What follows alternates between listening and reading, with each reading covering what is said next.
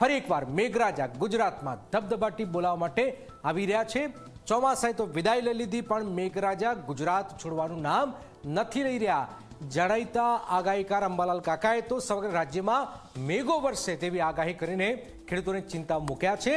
ક્યારે આવવાનો છે વરસાદ, ક્યાં ધોધમાર, ક્યાં ધીમી ધારે આવવાનો વરસાદ છે, ક્યાં આગાહી છે, આવો જોઈએ, જાણીએ, સમજીએ।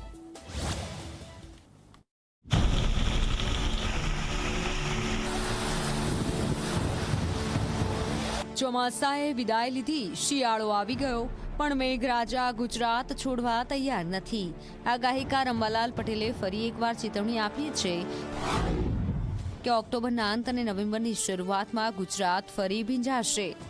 શિયાળામાં વરસાદ જે અસામાન્ય ન કહી શકાય, પરંતુ ખતરાની ઘંટી છે। તો તારીખ 27 ઓક્ટોબરથી 5મી નવેમ્બર સુધીમાં ગુજરાતના દેશ સહિત ગુજરાતના ઘણા ભાગોમાં કમોસમી વરસાદ થવાની શક્યતા રહેશે। ઉત્તર સૌરાષ્ટ્રના ભાગો, પશ્ચિમ સૌરાષ્ટ્રના કેટલાક ભાગોમાં ભારે વરસાદ થવાની શક્યતા રહેશે।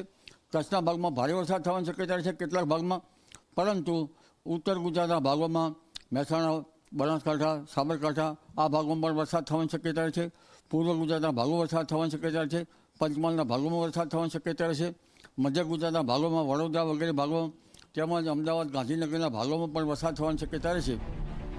અંબાલાલ પટેલની આગાહી પ્રમાણે સૌરાષ્ટ્રમાં ભારે વરસાદની સંભાવના, દક્ષિણ ગુજરાત અને મધ્ય ગુજરાતમાં સામાન્યથી મધ્યમ વરસાદ, જ્યારે ઉત્તર ગુજરાતમાં વરસાદના છાંટા પડશે।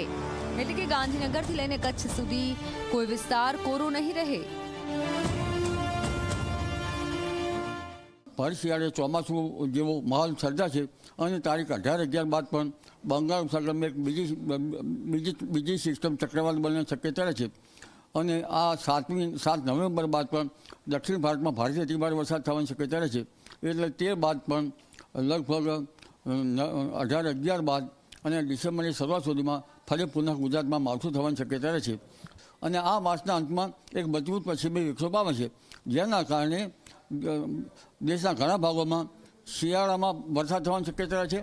શિયાળામાં વરસાદનો અર્થ છે ઠંડીનો ચમકારો વધશે, પરંતુ ખેડૂતો માટે આફત બની શકે છે।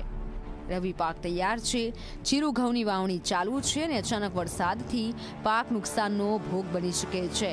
ખાસ કરીને સૌરાષ્ટ્રમાં જ્યાં ભારે વરસાદની આગાહી છે, ત્યાં ખેડૂતોની ચિંતા વધી ગઈ છે।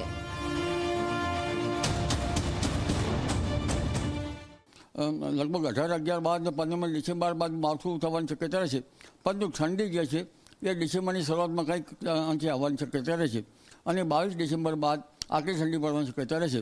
ઘઉંના માટે સાનુકૂળ હવામાન રહેશે, પરંતુ જીરા માટે આ હવામાન જરા ચરમો કે કાળમો જે રોગ આવી શકે, કાર્યો વગેરે રોગ આવી જવાની શક્યતા રહેતા ખેડૂત ભાઈઓએ પાક સંરક્ષણના પગલાં લેવા સારા રહે।